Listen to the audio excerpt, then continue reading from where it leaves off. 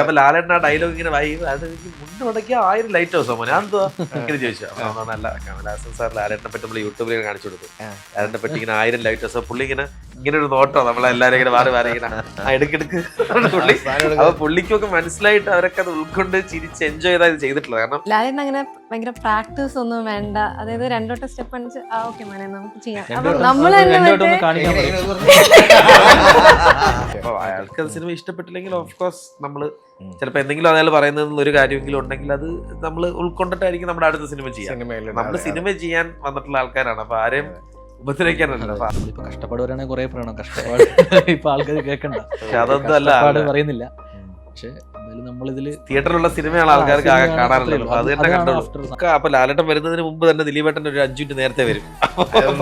അപ്പൊ വന്ന് സ്റ്റെപ്പൊക്കെ റെഡിയാക്കി ദിലീപേട്ടൻ പക്കെടുത്തെങ്കിൽ ലാലേട്ടൻ വരുമ്പോ ദിലീപേട്ടൻ മറ്റേ ക്ലാസ്സിൽ ഫസ്റ്റ് ആയ മാതിരി ഞാൻ റെഡിയാ. ലാലേട്ടൻ കൂടെ എന്തെങ്കിലും കളിച്ചാൽ മതി.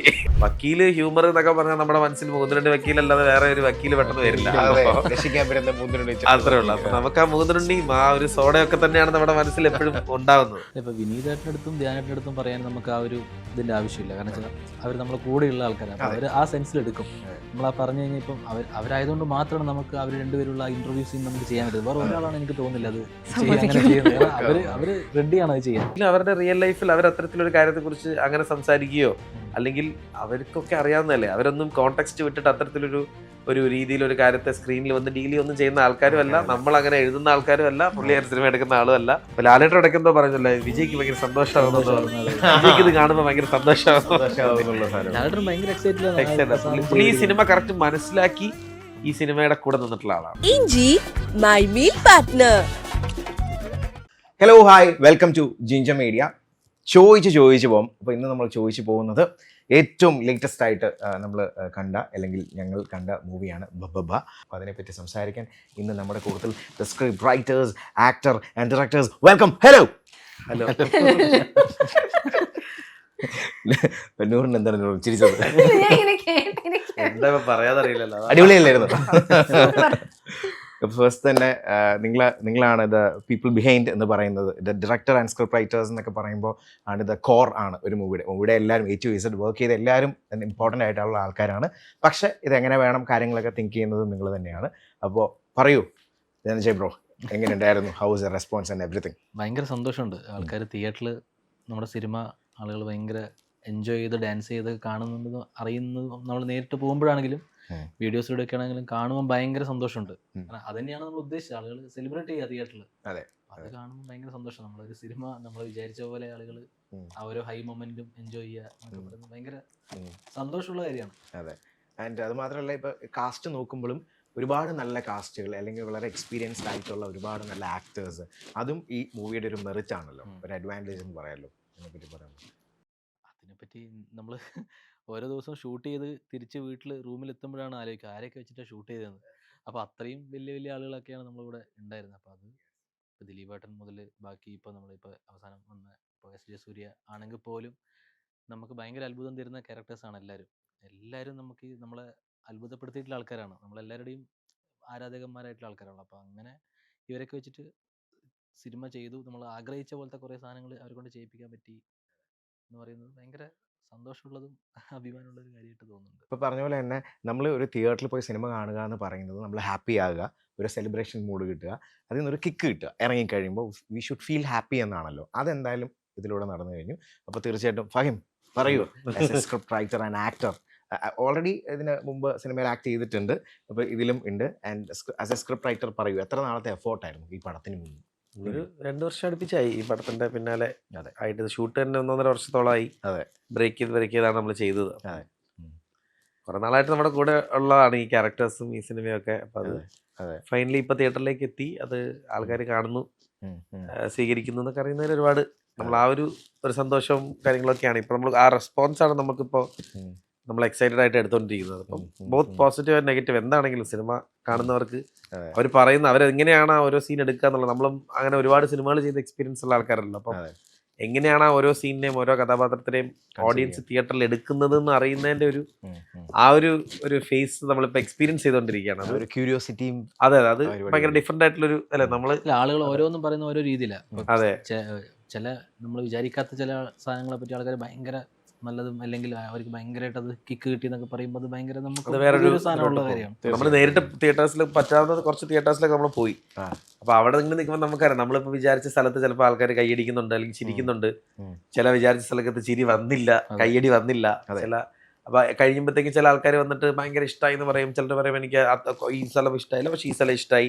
അപ്പം പലരുടെയും ആ ഒരു വേർഷൻസ് ഒക്കെ അറിയാം. അപ്പൊ ഇത്ര നാൾ നമ്മൾ ഈ സിനിമ നമ്മളുടെ ഉള്ളിൽ മാത്രം വെച്ചല്ലേ, ഇത് പുറത്തോട്ട് കൊടുത്തിട്ട് ഇനിയിപ്പോ പ്രേക്ഷകർ പറയുന്നത് കേൾക്കുന്നതിന്റെ ഒരു നേരത്തെ പറഞ്ഞ ആ കിക്കിലാണ് ഞങ്ങളുള്ളത് ഇപ്പൊ കറന്റ്. ഇപ്പൊ നോക്കുവാണെങ്കിൽ ഇപ്പം വിശ്വാസം പോലത്തെ സിനിമ, അങ്ങനെ ഒരുപാട് ദിലീപേട്ടന്റെ തന്നെ കുറെ മൂവി, അതിലെ തന്നെ കുറെ ക്യാരക്ടേഴ്സ് ഇതിലുമുണ്ട്. ഇപ്പം സലീമേട്ടന്റെ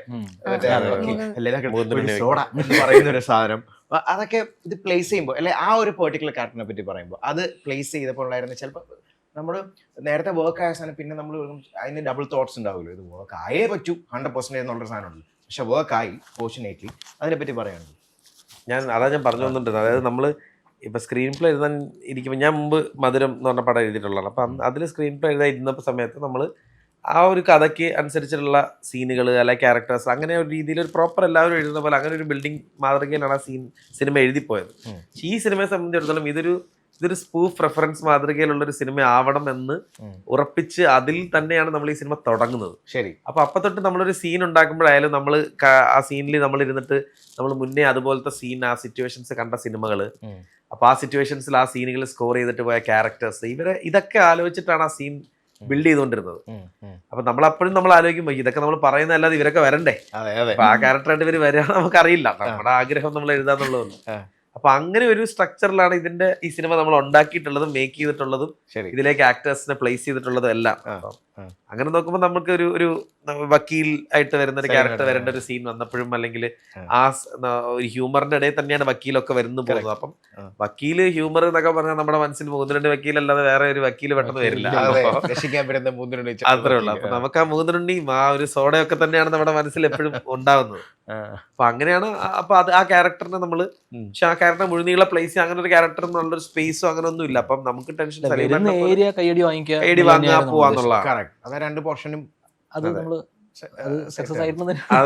ഒരു റീൽ സ്വഭാവം എന്നൊക്കെ അതെ ഞാൻ പറയാം. അത് റീൽ സ്വഭാവം എന്ന് പറയുമ്പോൾ ശരിക്കും നമ്മൾ വർക്ക് ചെയ്തിരിക്കുന്നത് അങ്ങനെ തന്നെയാണ്. നമ്മൾ ഈ സിനിമയുടെ ഇത്ര മിനിറ്റ് വെച്ചിട്ടാണ് ഓരോ സമയത്തും വർക്ക് ചെയ്ത് പോയത്. നമ്മളിങ്ങനെ സംസാരിച്ച് റീൽസ് കണ്ട് പോകുന്ന ഒരു സ്പീഡിൽ എഴുതുന്നതിന് മുന്നേ അങ്ങനെ എഴുതുന്നതിന് മുന്നേ നമ്മൾ അങ്ങോട്ടും ഇങ്ങോട്ടും ഇങ്ങനെ സംസാരിച്ചിട്ടാണ് ഓരോ സീനും ഓരോ സീക്വൻസുകളും ഓരോ എപ്പിസോഡുകളും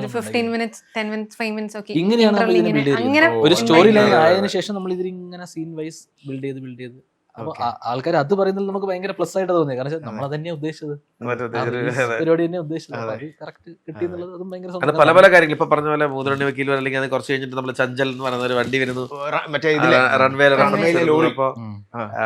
പിന്നെ നമ്മുടെ നന്ദു പൊതുവാൾ സാർ ചെയ്തേക്കുന്ന ക്യാരക്ടർ നമ്മുടെ വെട്ടത്തിലെ ക്യാരക്ടർ വരുന്നു. അപ്പൊ ഇതിങ്ങനെ നമ്മളിപ്പോ ഒരു 10 റീല് കാണുന്നത് പോലെ കണ്ടിരിക്കുന്ന ഒരു പാറ്റേണിൽ ഒരു സിനിമ തിയേറ്ററിലേക്ക് വരുമ്പോൾ ഓഡിയൻസ് എടുക്കുന്നത് എങ്ങനെയാണെന്ന് അറിയാൻ വേണ്ടിയുള്ള ഒരു ഉദ്ദേശത്തിലാണ് ഈ സിനിമ ഉണ്ടാക്കിയിട്ടുള്ളത്. ആ ഒരു അത്രയും ഒരു എന്റർടൈൻമെന്റ് മീറ്ററിലാണ് ഈ സിനിമയെ നമ്മൾ അപ്രോച്ച് ചെയ്തിട്ടുള്ളത്. അതെ.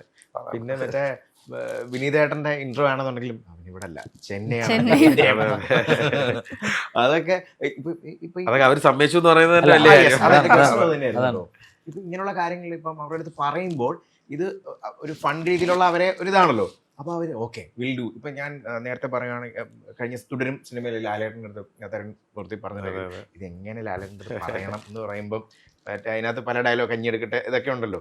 ലാലേട്ടൻ ആ സ്പിരിറ്റിൽ എന്താന്നുള്ള സാധനം ഉണ്ടല്ലോ. അപ്പൊ ഇത് നമ്മൾ ആക്ടേഴ്സിൻ്റെ അടുത്ത് ആസ് എ ഡയറക്ടർ അല്ലെ സ്ക്രിപ്റ്റ് റൈറ്റേഴ്സ് ഈ പെർട്ടിക്കുലർ കാര്യം ഈ ആക്ടേഴ്സിൻ്റെ അടുത്ത് പറയുമ്പോൾ ഇത് എങ്ങനെ കൺവിൻസ് ആകുമോ എന്നുള്ളത്, അല്ലെങ്കിൽ ഇത് എങ്ങനെ അപ്രോച്ച് ചെയ്യണം എന്നുള്ളത്, അതോ ചിൽ ഫ്രീ ആയിട്ട് പറയുക എന്നുള്ളതാണ്, അതെങ്ങനെയാണ് അതിൻ്റെ ഒരു പ്രോസസ്സ്? ഇപ്പൊ വിനീതേട്ടൻ്റെ അടുത്തും ധ്യാനേട്ടൻ്റെ അടുത്തും പറയാൻ നമുക്ക് ആ ഒരു ഇതിന്റെ ആവശ്യമില്ല. കാരണം വെച്ചാൽ അവർ നമ്മളെ കൂടെയുള്ള ആൾക്കാരാണ്. അപ്പൊ അവർ ആ സെൻസിൽ എടുക്കും. നമ്മൾ ആ പറഞ്ഞു കഴിഞ്ഞാൽ ഇപ്പം അവരായതുകൊണ്ട് മാത്രമാണ് നമുക്ക് അവർ രണ്ടുപേരുള്ള ഇന്റർവ്യൂ സീൻ നമുക്ക് ചെയ്യാൻ പറ്റും. വേറെ ഒരാളാണ് എനിക്ക് തോന്നുന്നില്ല അത് അങ്ങനെ ചെയ്യുന്നത്. കാരണം അവര് റെഡിയാണ് അത് ചെയ്യാൻ, നമുക്ക് ചെയ്യാം. കാരണം അതെനിക്കൊന്നു ആദ്യമായിട്ടാണ് അവർ അങ്ങനത്തെ ഒരു സീൻ സിനിമയിൽ ചെയ്യുന്നത്. അപ്പോൾ ഇവരോടൊക്കെ നമ്മൾ ഓരോ പ്രാവശ്യം ഈ കാര്യങ്ങളൊക്കെ പറയുമ്പോൾ അവർ ചിരിച്ചത് സ്വീകരിച്ച് നമുക്കത് ചെയ്യാം, അത് പൊളിക്കാം എന്നുള്ളതിൽ പറയുമ്പോൾ ആണ് നമ്മളത് ഉണ്ടാകുന്നത്. ഇപ്പോൾ ദിലീപേട്ടൻ്റെ അടുത്ത് മറ്റേ പഴത്തൊല്ലിൻ്റെ സീൻ പറയുമ്പോഴാണെങ്കിലും പുള്ളി അതിൽ ഭയങ്കര ഇൻട്രസ്റ്റഡ് ആണ്. നമ്മളത് ഭയങ്കര ടെൻഷൻ അടിച്ചാ പറഞ്ഞുകൊണ്ടിരിക്കുന്നത്. കാരണം അറിയില്ലല്ലോ പുള്ളി അത്രയും സീനിയർ ആയിട്ടുള്ള ഒരു സ്റ്റാർ ആണ്. അതെ, അങ്ങനത്തെ പ്രത്യേകിച്ച് ലാലേട്ടനോട് ഞാൻ നറേറ്റ് ചെയ്യാൻ പോയപ്പോഴാണ് ഏറ്റവും രസം ഉണ്ടായത്. അപ്പോൾ അന്ന് അന്ന് ഞാനിങ്ങനെ കേരളം നറേറ്റ് ചെയ്തോണ്ടിരിക്കുമ്പോൾ ഞാനിങ്ങനെ പറഞ്ഞുകൊണ്ടിരിക്കുക മുണ്ടുമാടി കിട്ടുന്നതും മീശ വിരിക്കുന്നതൊക്കെ പറയുമ്പോൾ ഞാൻ ഈ പറഞ്ഞ പോലെ തന്നെ അവിടുന്ന് ഇറങ്ങിയതിന് ശേഷം പുറത്തുനിന്ന് ആലോചിച്ചു ഞാൻ എന്താ പറഞ്ഞു, ആരോടാ പറഞ്ഞു. ഞാനിങ്ങനെ ചെയ്ത് കാണിച്ചു കൊടുക്കുക, മീശ വിരിക്കുന്നതും മുണ്ടുമാടി കിട്ടുന്നതൊക്കെ ചെയ്ത് കാണിച്ചു. പുള്ളി ഇങ്ങനെ കണ്ട് രസിച്ചിങ്ങനെ ഇരിക്കുക, അമ്മനെ ചെയ്യാന്നുള്ള മൂഡ് തന്നെ അങ്ങനെ അപ്പോൾ ഈ തുമ്മലിന്റെ സാധനം പുള്ളി എന്നോട് ഇങ്ങോട്ട് പറഞ്ഞതാ. ലാലേട്ടൻ ആ ഒരു സിനിമ, ഈ ഒരു സിനിമയുടെ സ്വഭാവം മനസ്സിലായി നമ്മൾ പറഞ്ഞപ്പോ ആ ഒരു സ്പൂഫും ആ ഒരു റെഫറൻസും ഒക്കെ കിട്ടിയിട്ട് പുള്ളി തന്നെ ഞാൻ കഥ പറഞ്ഞു തുടങ്ങി ആ ഒരു മൊമെന്റ് എത്തിയപ്പോൾ പുള്ളി എന്നോട് ചോദിച്ചു, മോനെ എന്നാ പിന്നെ ഈ സ്ഥലത്ത് നമുക്ക് ഇങ്ങനെ ഒരു പരിപാടി ചെയ്താലോ എന്ന് ചോദിച്ചപ്പോൾ ഞാൻ പറഞ്ഞു ഇതാണ് ഞങ്ങളുടെ സിനിമയുടെ ഇതാണ് സിനിമ, ഇതാണ് സിനിമ, ഈ സിനിമയിൽ ഇത് ചെയ്യാം വേണം, അതാണ് ഞങ്ങൾ ലോജിക്കില്ലല്ലോ. ഇല്ല, പുള്ളി ഇതിനെപ്പറ്റി അത്രയും മനസ്സിലായതുകൊണ്ടാണ് പുള്ളി ഇന്റർവ്യൂവിൽ ഇതിനെപ്പറ്റി കൃത്യമായിട്ട് പറഞ്ഞിരിക്കുന്നത്. ലോജിക് ഇല്ലാത്ത സിനിമയാണ്, ഇങ്ങനത്തെ ഒരു ടൈപ്പ് പടമാണ്, ഇങ്ങനെ കഥ നടക്കുന്ന ചോദിച്ചാൽ ഇല്ല. പക്ഷെ ലാലനാഥ ഇന്റർവ്യൂവിൽ പറഞ്ഞു ഇത് ലോജിക് ഇല്ല, ഇതാണ് നിങ്ങൾ ഇനി കീറി മുറിക്കാനാണെങ്കിൽ നിങ്ങൾ കാണാതിരിക്കുന്നതാണ്. മനസ്സിലായി, ബോധ്യമുണ്ട്. കഥ നറേറ്റ് ചെയ്യുന്ന സമയത്ത് തന്നെ അത്രയും എൻജോയ് ചെയ്ത് ചെയ്ത ഒരു ക്യാരക്ടറാണ്. നമുക്ക് തന്നെ ഭയങ്കര ഫീൽ ചെയ്തു. വളരെ ഈസി ആയിട്ട്, ഇപ്പം നോർമലി ക്യാരക്ടേഴ്സ് എല്ലാം അടിപൊളിയാണ്, വളരെ ഈസി ആയിട്ട് സ്ട്രെസ് ലെസ് ആയിട്ട് ചെയ്യുന്ന ഒരു പോലെ വളരെ എൻജോയ് ചെയ്ത് ലാലേട്ടൻ ചെയ്തൊരു വർക്ക് എന്ന് എനിക്കും ഫീൽ ചെയ്തു. പ്രത്യേകിച്ച് ദിലീപേട്ടനായിട്ടുള്ള കോംബോ ഇപ്പം നോക്കുമ്പോൾ അവര് ഒരു അണ്ണൻ ചേട്ടൻ അനിയൻ പോലെയാണല്ലോ ഇതിലും. ഇപ്പം ഇതിന് മുമ്പാണെങ്കിൽ 2020 എടുത്താലും അല്ലെങ്കിൽ ക്രിസ്ത്യൻ ബ്രദേഴ്സ് ഒക്കെ എടുത്താലും അവർ ആ ബ്രദേഴ്സ് ഇതുണ്ടല്ലോ.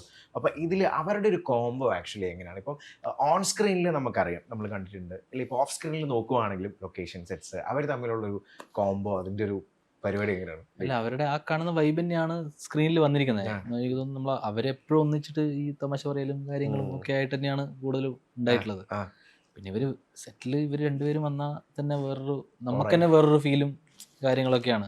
പിന്നെ കുറെ കാര്യങ്ങൾ അങ്ങ് കൺവിൻസിങ് ആവും. നമ്മൾ ഈ പറഞ്ഞ പോലത്തെ ഇപ്പം ഏട്ടൻ അനിയൻ എന്ന് പറഞ്ഞാൽ അത് ഓക്കെയാണ്, അല്ലെങ്കിൽ ഇവർ രണ്ടുപേരും ഒന്നിച്ചാണെന്ന് പറഞ്ഞാൽ അത് ഓക്കെയാണ്. അങ്ങനെയുള്ള കുറെ സാധനങ്ങൾ നമുക്ക് അങ്ങനെ കൺവിൻസിങ് ആയി പോകും.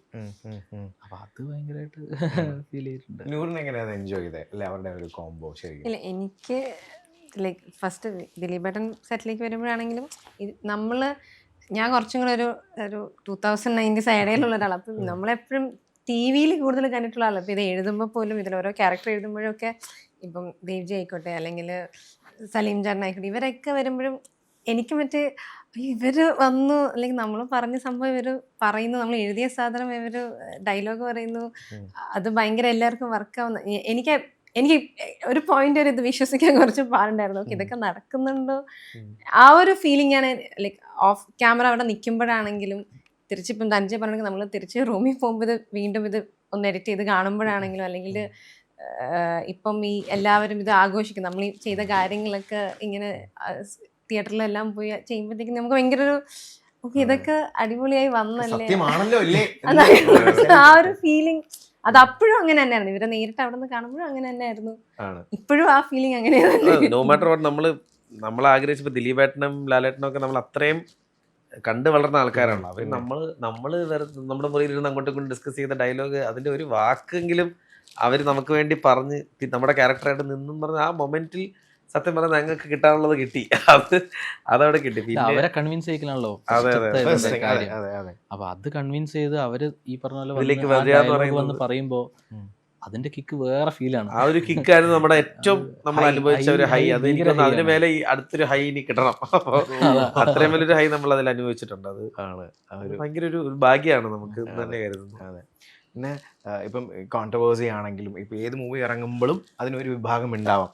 അതിനെ ഡീൽ ചെയ്യുന്ന രീതി പലരും പല രീതിയിലായിരിക്കും. ഇപ്പം നൂറിനാണെങ്കിലും റിലേറ്റ് ചെയ്യാൻ പറ്റും, വോട്ട് യു ഫീൽ, അല്ലെങ്കിൽ ഫൈം പല ഏരിയയിലും ഉണ്ടാവും. ഇപ്പം സ്പൂഫ് ആണെങ്കിലും ഇപ്പം ചില ഏരിയാസിൽ മൂവിയുടെ തന്നെ പല ഏരിയാസിൽ ചിലപ്പോൾ ഇത് എന്ന് പറഞ്ഞ് വരുന്ന മെസ്സേജ് അയക്കുന്ന ആൾക്കാരുണ്ടാവും, അല്ലെങ്കിൽ മറ്റേ പശുവിൻ്റെ അങ്ങനെ പല ഏരിയാസ് ഉണ്ടാവും. അപ്പൊ അത് എങ്ങനെയാണ് ഡീൽ ചെയ്യുന്നത്, അല്ലെങ്കിൽ അതിനെ? അല്ല, ഞാനത് ഇപ്പൊ ഈ സിനിമയെ സംബന്ധിച്ചിടത്തോളം ഈ സിനിമയുടെ കോണ്ടെക്സ്റ്റിൽ നിന്ന് സംസാരിക്കാം, അല്ലാതെ ജനറലൈസ് ചെയ്ത് പറയുന്നില്ല. ഈ സിനിമയുടെ കോണ്ടെക്സ്റ്റ് സംബന്ധിച്ച് ഇതൊരു പക്കാ സ്പൂഫ് മാതൃകയിലുള്ള പല സിനിമകളുടെ റെഫറൻസ് ഉപയോഗിച്ചുകൊണ്ടുള്ള ക്യാരക്ടേഴ്സ് റെഫറൻസുകൾ ഉപയോഗിച്ചുകൊണ്ടുള്ള ഹ്യൂമർ മാത്രം മനസ്സിൽ കണ്ടുകൊണ്ട് ഉണ്ടാക്കപ്പെട്ടൊരു സിനിമയാണ്. ഈ സിനിമയിൽ ആ ഒരു സ്പൂഫ് മാതൃകയിലാണ് എല്ലാം ട്രീറ്റ് ചെയ്തിട്ടുള്ളത്. അതിപ്പം നേരത്തെ നമ്മൾ സംസാരിച്ചതുപോലെ ഇതിൽ അഭിനയിക്കുന്ന ആക്ടേഴ്സിനെ പോലും അവരുടെ മുൻ സിനിമകളിലും അവരെക്കുറിച്ച് ആൾക്കാർ പറയുന്ന കാര്യങ്ങൾ ഇതിനൊക്കെ തന്നെ ഒരു സ്പൂഫ് മാതൃകയിൽ നമ്മൾ ട്രീറ്റ് ചെയ്ത് അവരെ കൊണ്ട് തന്നെ സ്ക്രീനിൽ ചെയ്യിപ്പിച്ചിട്ടുള്ളൊരു സിനിമയാണ്. അതെ അതെ ഇപ്പം നിങ്ങൾ പറഞ്ഞ സീനുകളൊക്കെ തന്നെ ഇപ്പം അതിലെ ക്യാരക്ടേഴ്സിന്റെ സ്വഭാവം ഇപ്പോൾ ഇതിൽ നെഗറ്റീവ് ഷെയ്ഡ് ഇതിലെ ഒരു ആന്റോഗണിസ്റ്റ് ആയിട്ട് കഥയിൽ നിൽക്കുന്ന ക്യാരക്ടർ അയാൾ പറയുന്ന ഒരു ഡയലോഗും അല്ലെ അയാളുടെ ചിന്താഗതിയിൽ നിന്ന് കാണിക്കുന്ന സീനിനെയൊക്കെയാണ് നമ്മൾ ആ സിനിമയിൽ അത് ഉദ്ദേശിച്ചിരിക്കുന്നത്. അപ്പം അത് ആ ഒരു ക്യാരക്ടറിന്റെ ചിന്താഗതി ആ സിനിമയിൽ മോശമായാലാണ് ഒരു വില്ലനോട് ഒരാൾക്ക് ഒരു ഇഷ്ടമില്ലായ്മ വരിക. അപ്പൊ അതിന് ഇതൊരു ഹ്യൂമർ സ്പൂഫ് സ്വഭാവം ഉള്ളത് കൊണ്ട് നമ്മൾ അതിന്റെ ആ ഇഷ്ടമില്ലായ്മയും ആ വില്ലനിസത്തിനെയും ഒക്കെ തന്നെ ചിലപ്പോൾ ചെറിയൊരു സരസതയോട് കൂടിയേ ട്രീറ്റ് ചെയ്യാൻ നമുക്ക് പറ്റുള്ളൂ. മാറ്റാൻ നമുക്ക് പറ്റില്ല. അപ്പം അല്ലാതെ ഒരിക്കലും നമ്മള് ഒരു റിയൽ ലൈഫ് ഇപ്പം വിനീത് ശ്രീനിവാസന്റെ ശ്രീനിവാസനൊക്കെ അഭിനയിച്ച സീനുകളെ പലരും അങ്ങോട്ടും ഇങ്ങോട്ടൊക്കെ പറഞ്ഞുകൊണ്ടിരിക്കുന്നത്. അപ്പൊ ഒരിക്കലും അവരുടെ റിയൽ ലൈഫിൽ അവർ അത്തരത്തിലൊരു കാര്യത്തെ കുറിച്ച് അങ്ങനെ സംസാരിക്കുകയോ അല്ലെങ്കിൽ അവർക്കൊക്കെ അറിയാവുന്നതല്ലേ, അവരൊന്നും കോണ്ടെക്സ്റ്റ് വിട്ടിട്ട് അത്തരത്തിലൊരു രീതിയിൽ ഒരു കാര്യത്തെ സ്ക്രീനിൽ വന്ന് ഡീൽ ഒന്നും ചെയ്യുന്ന ആൾക്കാരും അല്ല, നമ്മൾ അങ്ങനെ എഴുതുന്ന ആൾക്കാരും അല്ല, പുള്ളിയാർ സിനിമ എടുക്കുന്ന ആളും അല്ല, ഗോകുലും ഇങ്ങനത്തെ സിനിമകൾ ചെയ്യുന്ന ആളും അല്ല. അപ്പൊ നമ്മൾ ആരും അത് ഒരിക്കലും ഒരു സീനും ഒരു ഡയലോഗും ഒരാളെ ഹേർട്ട് ചെയ്യാനോ അല്ലെങ്കിൽ അങ്ങനെ ഒന്നും ഇന്റന്റ് ചെയ്തിട്ട് ചെയ്യില്ല. അത് ഈ സിനിമയുടെ സ്വഭാവത്തോട് ചേർന്ന് നിന്ന് തന്നെ ചെയ്തതാണ്. അങ്ങനെ തന്നെയാണ് ഞങ്ങൾ അതിൽ അല്ലെങ്കിൽ ഞങ്ങൾ പലതവണ ഇത് കാണുമ്പോഴും എപ്പോഴെങ്കിലും ഒരു പ്രാവശ്യം നമ്മളത് അങ്ങനെ ആ കോണ്ടെക്സ്റ്റ് വിട്ട് ചിന്തിച്ചിരുന്നെങ്കിൽ ഒരുപക്ഷെ ഞങ്ങൾ അങ്ങനെ സിനിമയിലേക്ക് അത് വെക്കില്ലല്ലോ. അത് പക്ക കോണ്ടെക്സ്റ്റ് വൈസും ഈ സിനിമയുടെ സ്വഭാവം. പിന്നെ അത് എനിക്കറിയാം ഇപ്പോഴത്തെ നമ്മുടെ ഒരു കറണ്ട് സിനറിയോയുടെ ഒരു പശ്ചാത്തലത്തിലും ഒക്കെ തന്നെ പല ആൾക്കാർക്കും ഈ സിനിമയോട് ഈ സിനിമയെ നോക്കിക്കാണുന്ന രീതിയിൽ വ്യത്യാസങ്ങളുണ്ട്. അല്ലെങ്കിൽ അതൊക്കെ മാനിക്കുന്നു. കാരണം എല്ലാവർക്കും അവരുടേതായിട്ടുള്ള അഭിപ്രായങ്ങളും അഭിപ്രായ സ്വാതന്ത്ര്യം, പേഴ്സണൽ ആയിട്ടുള്ള ഇഷ്ടവും അനിഷ്ടങ്ങളും ഒക്കെ ഉണ്ട്. പക്ഷെ സിനിമയായി കാണുക എന്നുള്ളതാണ് നമുക്ക് പറയാനുള്ളത്.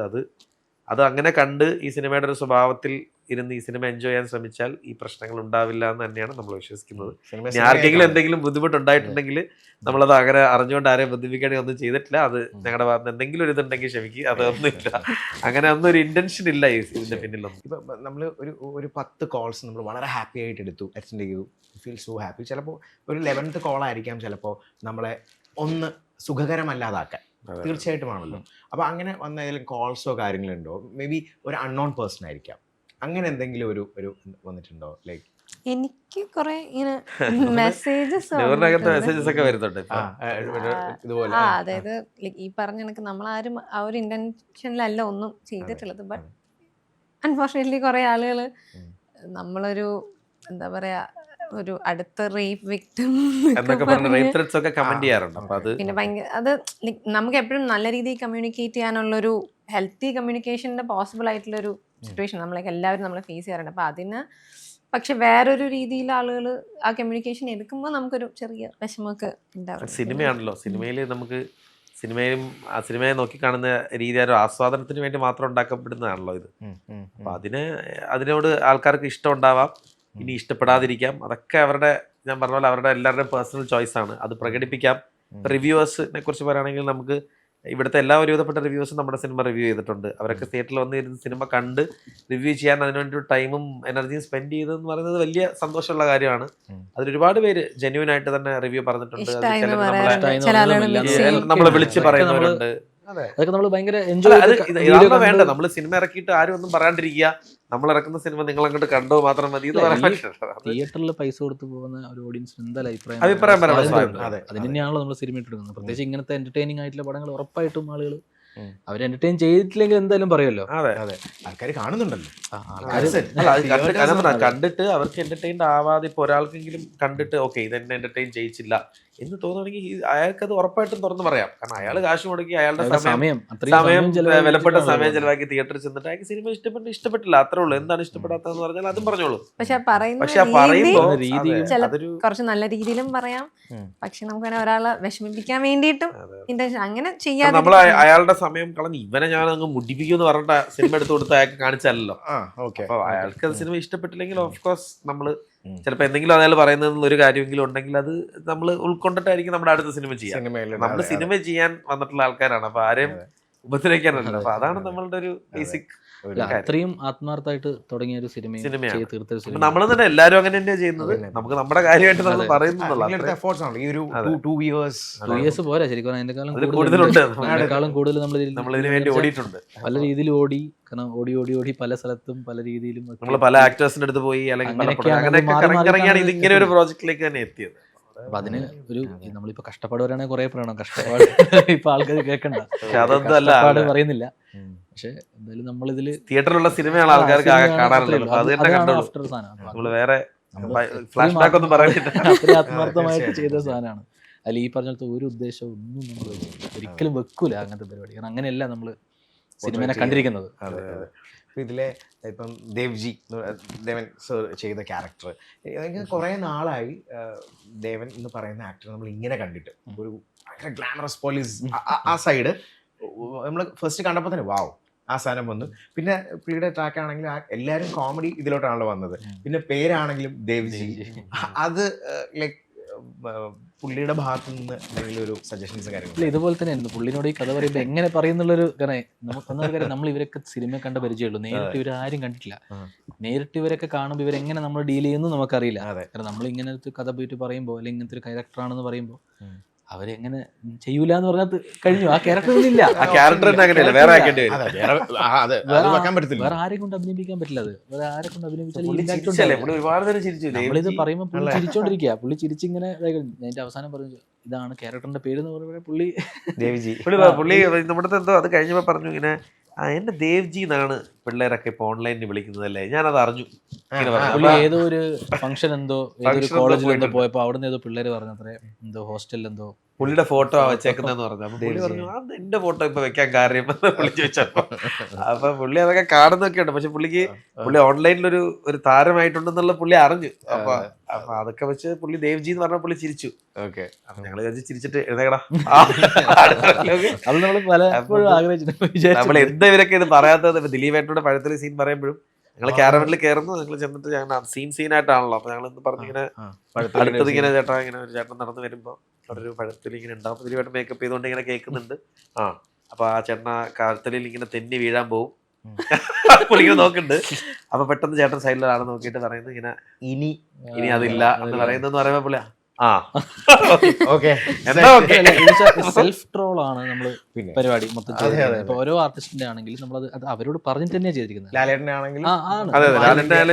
അറിയാം, ലാലേട്ടനോട് നമ്മൾ പറഞ്ഞിട്ട് അല്ലേ, ലാലേട്ടൻ തന്നെ അറിയാം, പറയാണ്ട് തന്നെ പുള്ളിക്ക് അറിയാം. കമൽഹാസൻ സാർ ലാലേട്ടനെ കുറിച്ച് ഒരു അവാർഡ് സെറമണിയിൽ വെച്ച് പറഞ്ഞ ഡയലോഗ് ഉണ്ട്. അതായത് മോഹൻലാൽ ചിരിച്ചാൽ 1000 ലൈറ്റ് ഹൗസ് എന്ന് പറയുന്ന ഒരു ഡയലോഗ് ഉണ്ട്. ലാലേട്ടൻ ഇതിൽ മുണ്ട് മടക്കി കുത്താൻ പറയുമ്പോൾ നമ്മൾ ആ ഡയലോഗാണ് ഉപയോഗിച്ചിട്ടുള്ളത്. അതായത് കൂടെയുള്ള ജയമന അണ്ണനൊന്ന് മുണ്ട് മടക്കി കുത്തിയ 1000 ലൈറ്റ് ഹൗസ് എന്ന് പറയാം. അപ്പൊ ലാലേട്ടൻ ആ ഡയലോഗ് ഇങ്ങനെ വായിക്കും, മുണ്ട് മടക്കിയ 1000 ലൈറ്റ് ഹൗസോ മോനെ ഞാൻ ഇങ്ങനെ ചോദിച്ചു. അല്ല കമൽഹാസൻ സാർ ലാലേട്ടനെ പറ്റി നമ്മൾ യൂട്യൂബിൽ കാണിച്ചു കൊടുത്തു. ലാലേട്ടനെ പറ്റി ഇങ്ങനെ 1000 ലൈറ്റ് ഹൗസ്. പുള്ളി ഇങ്ങനെ ഒരു നോട്ടോ നമ്മളെല്ലാരും ഇങ്ങനെ മാറി ഇങ്ങനെ എടുക്കെടുക്ക് പുള്ളി. അപ്പൊ പുള്ളിക്കൊക്കെ മനസ്സിലായിട്ട് അവരൊക്കെ അത് ഉൾക്കൊണ്ട് ചിരിച്ച് എൻജോയ് ചെയ്താൽ ഇത് ചെയ്തിട്ടുള്ളത്. കാരണം അവരുടെ തന്നെ ഈ സിനിമയുടെ സ്വഭാവം അതായത് കൊണ്ടാണ് എല്ലാവരും നമ്മുടെ കൂടെ നിന്നത്. ഇപ്പൊ എല്ലാ സിനിമയിലും നമുക്ക് ഇത് ചെയ്യാൻ പറ്റില്ല. ഈ സിനിമയ്ക്ക് ഇപ്പൊ ഞാൻ നേരത്തെ പറഞ്ഞു, നിങ്ങൾ കോൺട്രവേഴ്സിയെ കുറിച്ച് പറഞ്ഞപ്പോഴും ഞാൻ പറഞ്ഞത് ഈ സിനിമയിൽ ഇത് സ്പൂഫും റെഫറൻസും ഇതിലെ ക്യാരക്ടേഴ്സും ഒക്കെ ഇങ്ങനെ ആയതുകൊണ്ട് മാത്രം ഇതിലെ ആക്ടേഴ്സ് ഇത്തരത്തിലുള്ള ഡയലോഗ്സ് പറയുകയും ആ ഡയലോഗ്സിന്റെ കൂടെ നിൽക്കുകയും ഈ സിനിമയുടെ അതിനുവേണ്ടി മാത്രമാണ് നമ്മൾ എല്ലാവരും ഈ സിനിമയിൽ ഇങ്ങനെ ചെയ്തിട്ടുള്ളത്. അത് മറ്റൊരു സിനിമയിൽ ഇങ്ങനെ ആവില്ല. ഒരു സംഭവം നടന്നു കഴിഞ്ഞാൽ നടക്കേണ്ട പ്രൊസീജിയർ ഒന്നും അല്ല നമ്മുടെ സിനിമയിൽ നടന്നിരിക്കുന്നത്. സിനിമയുടെ സ്വഭാവത്തിലൂടെ നമ്മൾ പോയത് കൊണ്ടാണ് അത് സംഭവിച്ചിരിക്കുന്നത്. നോ ലോജിക് സിനിമ എടുക്കാൻ വേണ്ടി തന്നെ ഡേ 1 തൊട്ട് തുടങ്ങി ചെയ്ത് എല്ലാം ചെയ്തിട്ടുള്ള സിനിമയാണ്. ഷൂട്ടിങ്ങിലായാലും ഒക്കെ ഇതിനകത്ത് അങ്ങനെ ഒരു കഥ ചെയ്യാൻ നമ്മളിപ്പോ തമിഴിലും തെലുങ്കിലൊക്കെ പല സിനിമകൾ കണ്ടപ്പോ നമുക്ക് തോന്നി അങ്ങനത്തെ ഒരു സിനിമ നമ്മൾ ട്രൈ എക്സ്ട്രാ ലൈസൻസും കൂടെ അല്ലായിരുന്നു നിങ്ങൾക്ക്? അതുകൊണ്ടാണ് പല സീൻസും ചെയ്യണം. ഇതൊക്കെ നമ്മുടെ ആഗ്രഹമാണ്. ഇത് ചെയ്യണമെങ്കിൽ നമ്മളെ പ്രൊഡ്യൂസർ സമ്മതിക്കണം ഫസ്റ്റ് ഓഫ് ഓൾ. അവർക്കും ഈ കാര്യം കറക്റ്റ് മനസ്സിലായി. ഇത് ഇങ്ങനെ വരേണ്ട ഒരു സിനിമയാണ്, അല്ലെങ്കിൽ ഇങ്ങനെയാണ് ഇതിന്റെ എന്റർടൈൻമെന്റ് ഏരിയ എന്ന് പറഞ്ഞാൽ ഇതിന്റെ ഈ ഒരു ഏരിയ ആണെന്ന് പറഞ്ഞുകൊണ്ട് നമ്മൾ വിചാരിച്ച എല്ലാ ആർട്ടിസ്റ്റിനെയും അവർ കൊണ്ടെത്തുന്നതും അവർ നമുക്ക് വേണ്ടി ആ സൗകര്യം ഒരുക്കി കൂടെ നമുക്ക് അതുകൊണ്ട് നിന്നതും. അങ്ങനെ വെച്ചാൽ അത് നമുക്ക് ഇത്രയും സ്റ്റേജുകൾ നമ്മൾ കൺവിൻസിങ് ആക്കണല്ലോ. അതെ, പ്രൊഡക്ഷൻ അതെ. സ്റ്റേജ് ചെയ്ത് ഓരോ ആർട്ടിസ്റ്റിനെ അവർ കൊണ്ടുവന്നാൽ മാത്രം പോരാ, നമ്മൾ അവരെ കൺവിൻസ് ചെയ്യണം. കാരണം അവര് അതെ വരാൻ അങ്ങനെ ഇപ്പൊ തയ്യാറായിട്ട് ഗോകുലം പോലൊരു പ്രൊഡക്ഷൻ ഹൗസ് ഇല്ലെങ്കിൽ ഒരുപക്ഷെ ഈ സിനിമ പോസിബിളേ അല്ല. ഗോപാൽ അതെ. സാറിനെ എങ്ങനെ കൺവിൻസ് ചെയ്തു? അതെ പിന്നെ അതാ അല്ല സാറിനെ നമ്മൾ ആശാനായി കൊണ്ടുവന്നു. സാറിന് ആശാനെ ആശാൻ, കൊണ്ടുവന്നു. ആശാൻ. സാറിനെ കൊണ്ട് നമ്മൾ കൗണ്ടർ പറയിപ്പിച്ചിട്ടുണ്ട്. അപ്പോൾ അതെന്ന് വെച്ചാൽ അത് അത്രയും ഈ സിനിമനെ അതുപോലെ കണ്ടുകൊണ്ടാണ് നമുക്ക് ഡാൻസും ചെയ്യിപ്പിച്ചു. അതുകൊണ്ട് ഡാൻസ് ചെയ്യിപ്പിച്ചല്ലോ. അപ്പൊ ചെറിയ കക്ഷികളല്ല. അതാണ് ഇത് ഈ പറഞ്ഞ നമ്മൾ തിരിച്ച് റൂമിൽ എത്തുമ്പോഴാണ് നമ്മൾ ആരൊക്കെയാണ് നമ്മുടെ എന്തൊക്കെ സെറ്റിലുള്ളത്, change. ആരൊക്കെയാണ് നമ്മൾ വന്നിരിക്കുന്നത് എന്നുള്ളത് അറിയുമ്പോഴാണ്, അതിന് ആ റൂമിൽ എത്തിയിട്ടൊന്ന് ആലോചിക്കുമ്പോഴാണ് ദൈവമേ എന്തൊക്കെ ചെയ്തത്. ഇതില് സോങ് ആണെങ്കിലും ഭയങ്കരമായിട്ടും നമ്മൾ ലിറിക്കൽ വീഡിയോ വന്നു, ആൾക്കാർ കണ്ടു. പക്ഷെ നമ്മൾ സിനിമയിൽ വന്ന് അത് ആ ഒരു കണ്ടപ്പോൾ തിയേറ്റർ വ്യത്യാസം. എക്സ്പീരിയൻസ് കണ്ടപ്പോൾ it was like A blast പരിപാടി. അതും അവരുടെ രണ്ടുപേരുടെ ആ ഡാൻസ് കോംബോ വാസ് കിടിലം. അത് ഇപ്പം ലാലേട്ടൻ്റെ ആണെങ്കിൽ നമ്മൾ ഡാൻസ് കണ്ടിട്ടുണ്ട്. പക്ഷെ ഇതില് കുറച്ചും കൂടെ നമുക്കൊരു ഒരു ഒരു പെപ്പി പരിപാടി നമുക്ക് തോന്നിയിട്ടുണ്ട്. അവരുടെ ആ കോംബോയും പക്ഷേ എനിക്ക് ഇത് തോന്നി അവരുടെ ആ ഒരു സാധനമൊക്കെ ഉണ്ടല്ലോ. നാട്ടിൽ അതിന്റെ ഒരു ആ, സ്റ്റെപ്പ് ഉണ്ട്.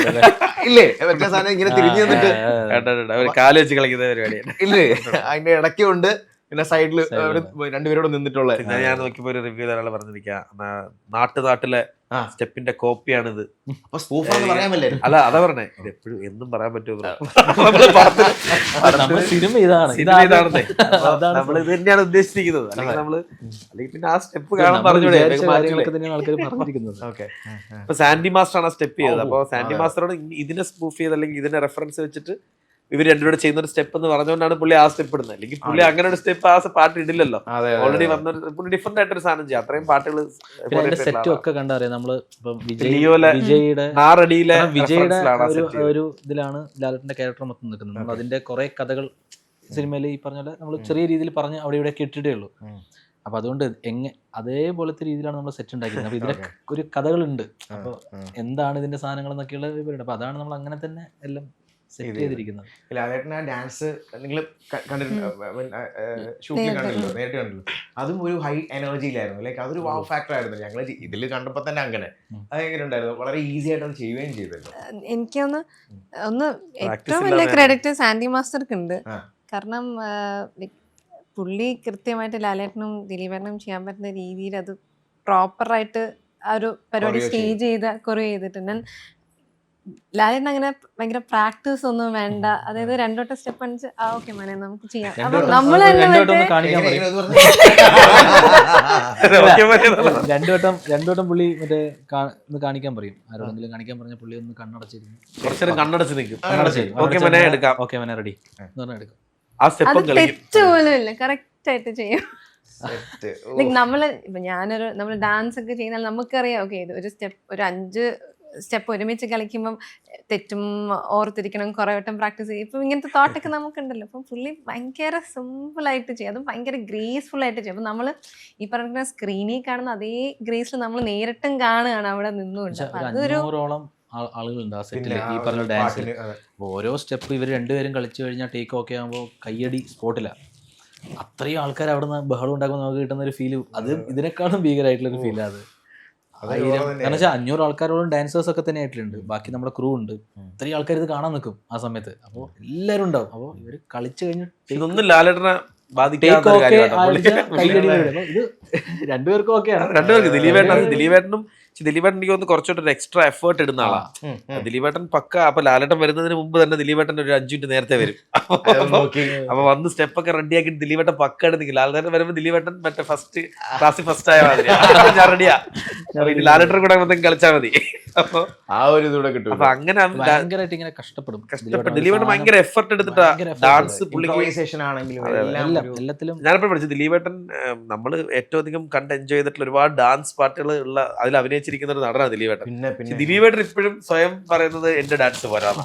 അപ്പൊ അത് പുള്ളിക്ക് നമ്മളെ പാട്ടില് നമ്മുടെ പാട്ട് അടിപൊളിയായിട്ട് പുള്ളി കളിച്ചിട്ടുണ്ട്. ഭയങ്കരമായിട്ട് പക്ഷെ പുള്ളി അത് അത്രയും എഫർട്ട് ഇട്ടിട്ട് ഇപ്പോഴും ഒരു ഡാൻസ് സ്റ്റെപ്പ് അത് പെർഫെക്റ്റ് ആക്കാൻ വേണ്ടി പുള്ളി ആ ഒരു എഫർട്ട് ഇട്ട് കളിച്ചപ്പോ ലാലേട്ടനാ കൂടെ കളിക്കുന്നു. അപ്പൊ പുള്ളിക്കും ആ ഒരു ഇത് അപ്പം അങ്ങനെ അത്ര എഫർട്ട് ഇട്ട് ദിലീപേട്ടൻ അത് കിടിലമാക്കി.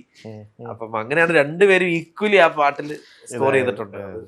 ഇതിന്റെ ഇപ്പൊ ക്ലൈമാക്സിലേക്ക് വരുവാണെങ്കിലും ഫൈറ്റ് ഒക്കെ കഴിഞ്ഞാൽ ഫോറസ്റ്റ് ഫൈറ്റ് ഒക്കെ കഴിഞ്ഞിട്ട് അതും 2 ഒപ്പീനിയൻ വന്നിട്ടുണ്ടല്ലോ. ഇപ്പൊ അത് ഇപ്പൊ ലോജിക്കാണ്. കാരണം അതെങ്ങനെ അങ്ങനെ ഒരു സംഭവം അതിന് വേറെ എന്തെങ്കിലും ഇടയ്ക്ക് എടുത്തിട്ടുണ്ടായിരുന്നോ, കട്ട് ചെയ്തിട്ടുണ്ടോ, അങ്ങനെയുള്ള ഡൗട്ട്സ് പലരും ചോദിച്ചിട്ടുണ്ട്. എന്താണ് ഫഹമി?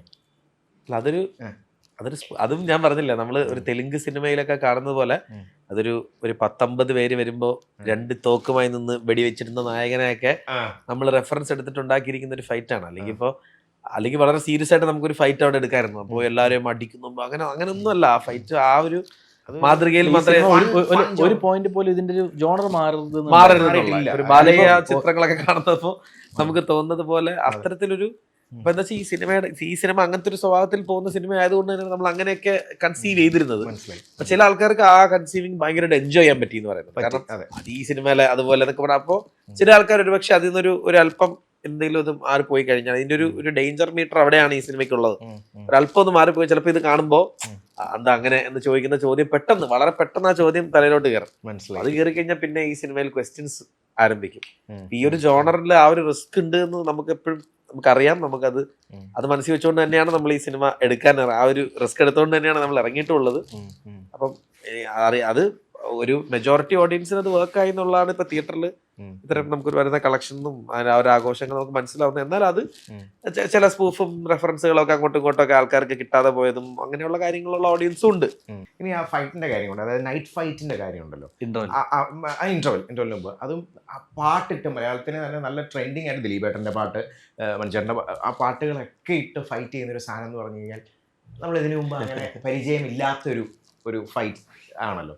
അതിനെപ്പറ്റി പറയാനല്ലേ, അതിന്റെ ഒരു തോട്ട് എങ്ങനെയാണ്? നമുക്ക് പാട്ടിട്ട് തന്നെ സംഭവം അതൊക്കെ ഇടുക അല്ല, അത്രേ ഉള്ളൂ. ഇതിന്റെ സീരിയസ്നെസ് ഇല്ല ഫൈറ്റിന് പോലും സീരിയസ്നെസ് കൊണ്ടുവന്ന് നിങ്ങൾ ആ പാട്ട് ആ പോയിന്റിൽ നിങ്ങൾക്ക് ഡാൻസ് കളിക്കാൻ തോന്നുന്നു ഡാൻസ് കളിക്കുക, ഫൈറ്റ് കാണുമ്പോൾ ഫൈറ്റ് കാണുക. ഇത് എത്രയേ ഉള്ളൂ അതിന്റെ ഐറ്റം. എന്ന് വെച്ചാൽ 2-3 പാട്ടും കൂടി വേണമെന്നൊരു ആഗ്രഹം.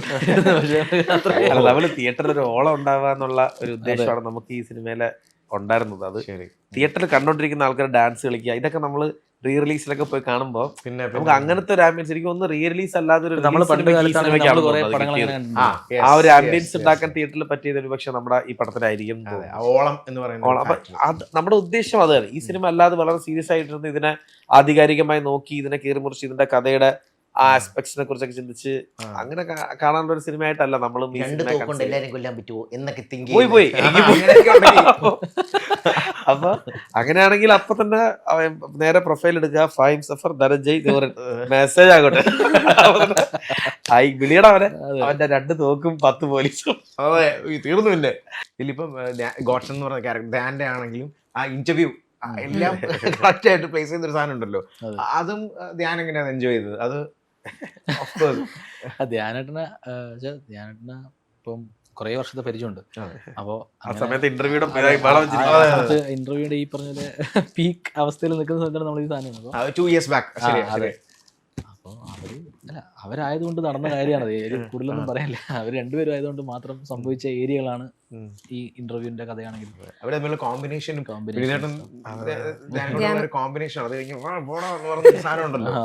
ഇന്റർവ്യൂലൊക്കെ നമ്മൾ പറഞ്ഞിട്ടുണ്ട്. ഇത് ഇന്റർവ്യൂ സ്റ്റാർ ആണ്, അയാള് അച്ഛനും അമ്മയും കൂടെ പറഞ്ഞ ആരെപ്പറ്റി ഇന്റർവ്യൂ ഇപ്പൊ എന്തും പറയാൻ ധൈര്യമുള്ള ആളാണെന്നൊക്കെ പറഞ്ഞിട്ട് നമ്മള് എന്ന് കഴിഞ്ഞിട്ടാണ് നിങ്ങൾ ഫോട്ടോ കൊടുത്തത്. ധ്യാനേട്ടന് അതൊക്കെ പറഞ്ഞ ധ്യാനേട്ടൻ ഇങ്ങനെ എല്ലാവർക്കും ഈ സിനിമ ഇങ്ങനെ സിനിമയാണല്ലോ, പുതിയ സിനിമ ആയതുകൊണ്ട് തന്നെ ആളുകൾക്ക് ഭയങ്കര വേറെ രീതിയിലൊന്നും കാണുന്നത്. അങ്ങനെയാണെങ്കിൽ ഇപ്പൊ ഞാൻ ധ്യാനേട്ടനെ അഭിമാനിച്ചത് ധ്യാനേട്ടൻ പറയണമല്ലോ. അങ്ങനെയല്ല, നമ്മളിതൊരു സ്പൂഫ് സ്വഭാവത്തിൽ നമ്മൾ ചെയ്തെടുക്കുന്ന വിനീതേട്ടന്റെ അടക്കം നമ്മൾ അങ്ങനെയാണ് ഇതിനകത്ത് കൊണ്ടുവരാൻ ട്രൈ ചെയ്തിട്ടുള്ളത്. പിന്നെ വിജയ് ഫാൻസിന്റെ ഒരു കാര്യം കൂടെ ഞാൻ ചോദിക്കട്ടെ, കാരണം അതും ഒരു ഇമ്പോർട്ടൻ്റ് ആണല്ലോ. അപ്പോൾ അവിടെ നോക്കുമ്പം ആ ഒരു ഫാൻസിന്റെ ഒരു റെസ്പോൺസിനെ പറ്റി പറയുകയാണെങ്കിലോ ഭയങ്കര റെസ്പോൺസ്. സ്പെഷ്യൽ ഷോ ഒക്കെ നടത്തി, സോങ് അതിനകത്ത് വരുന്നു, സ്പെഷ്യൽ ഷോ പല സ്ഥലത്തും നടത്തി. ദില്ലി യൂണിവേഴ്സിറ്റി എന്ന് പറഞ്ഞ സാധനം, കാരണം അതൊക്കെ നമ്മുടെ ഈ പറഞ്ഞ നമ്മുടെ ഒരു യൂണിവേഴ്സിറ്റി തുടക്കം ഉള്ള രീതിയിലൊക്കെ നമ്മൾ ഇട്ട് വെച്ചിരിക്കുന്ന കുറെ സാധനങ്ങളാണ്. അപ്പൊ അത് ഈ വിജയ് ഫാൻസ് ആയിട്ടുള്ള ആൾക്കാരൊക്കെ നമുക്ക് ഭയങ്കര സപ്പോർട്ടും അവർക്ക് ഭയങ്കര അവർക്കും ചിലപ്പം അവരും ഭയങ്കര ഹാപ്പി ആയിട്ടെന്ന് അറിയുന്നതിൽ ഭയങ്കര സന്തോഷമുണ്ട്. ഈ പാട്ടിലും ജിപ്സിയിലും ലാലേട്ടൻ വിജയെ കുറിച്ച് പറയാന്ന് പറയുന്നത് നമുക്ക് ഭയങ്കര കിക്ക് കിട്ടിയ സീനാണ്. കാരണം നമ്മൾ ഭയങ്കര ആരാധിക്കുന്ന 2 താരങ്ങളാണല്ലോ. ലാലേട്ടൻ വിജയെ കുറിച്ച് പറയാന്ന് പറയുന്ന ഒരു സാധനം, ആ ഒരു ഫീൽ ഉണ്ടല്ലോ, അവിടെയും സെലിബ്രേഷനാ. തിയേറ്ററിൽ ആ scene തമിഴ്നാട്ടിലും അല്ല. ലാലേട്ടൻ്റെ സീനിൽ ഫസ്റ്റ് പറയുന്ന ഡയലോഗ് വിജയുടെ ഗില്ലിയിലെ ഡയലോഗാണ്. അതെ അതെ. അന്ത ഏരിയ ഇന്ത ഏരിയ എന്ന് പറഞ്ഞ ഡയലോഗ്. അതിലാണ് ഇൻട്രോ നമ്മൾ കൊടുത്തിട്ടുള്ളത്. അതെ അതെ അതെ. ഇപ്പൊ ലാലേട്ടൻ ഇടയ്ക്ക് എന്തോ പറഞ്ഞല്ലേ, വിജയ്ക്ക് ഭയങ്കര സന്തോഷമാകുന്നത്, വിജയ്ക്ക് ഇത് കാണുമ്പോൾ ഭയങ്കര സന്തോഷമാകും. സന്തോഷമാവുന്നുള്ള സാധനം. ലാലേട്ടൻ ഭയങ്കര എക്സൈറ്റഡ് പുള്ളി ഈ സിനിമ കറക്റ്റ് മനസ്സിലാക്കി ഈ സിനിമയുടെ കൂടെ നിന്നിട്ടുള്ള ആളാണ്. ആസ് എ ഫസ്റ്റ് ഒരു ഇൻഡിപെൻഡൻറ്റ് മൂവി അല്ലെങ്കിൽ ചെയ്യുമ്പോൾ കിട്ടുന്ന ഒരു കിക്ക്, ഹൈ റെസ്പോൺസ്, ഹാപ്പിനെസ്. അത് മാത്രമല്ല ഫസ്റ്റ് ചെയ്യുമ്പോൾ തന്നെ ഇത്രയും വലിയ ആക്ടേഴ്സിൻ്റെ കൂടെ ഒരു സെലിബ്രേഷൻ മൂവി തന്നെ ചെയ്യുമ്പോൾ കിട്ടിയ ആ ഒരു റിയൽ ഹാപ്പിനെസ് ഇപ്പോൾ ദ ടോപ്പ് നോച്ച് ലെവലിലാണ്. തീർച്ചയായിട്ടും അത് പറയാൻ പറ്റാത്തൊരു ഫീലിംഗ് ആണ്. കാരണം വെച്ചാൽ ഇത്രയും വലിയ ആൾക്കാരുടെ കൂടെ വർക്ക് ചെയ്യുക, ഇത്രയും വലിയൊരു സിനിമ ചെയ്യുക എന്ന് പറയുന്നത് ഭയങ്കര ഇമോഷണലി ഒക്കെ ഉള്ളൊരു മൊമെന്റ് ആണ് അല്ലേ. ഇത്രയും വർഷം നിങ്ങൾക്കുള്ളൊരു ബോണ്ടിങ്ങും അല്ലെ ഈ സിനിമ, നിങ്ങളും അല്ലേ ആ ഒരു ഓൺ ബേബി എന്ന് പറയുന്ന ഒരു പരിപാടിയിലാണല്ലോ. അപ്പോൾ ഇത് അടിപൊളിയാവട്ടെ, ഒരുപാട് ദിവസങ്ങളിൽ ഒരുപാട് തിയേറ്ററുകളിൽ ഓടട്ടെ. അതൊക്കെ കഴിഞ്ഞ് നമുക്ക് സെലിബ്രേഷൻ വീണ്ടും ഒരുമിച്ച് കാണാം. എന്ത് പറയുന്നത്? ഓക്കെ, അപ്പോൾ അടിപൊളി. ഇനി ഞങ്ങൾ വെയിറ്റ് ചെയ്യുന്നത് ഇതിന്റെ 2 ഗാങ്സ് ഉള്ള സെക്കൻഡ് പാർട്ടാണ് കേട്ടോ.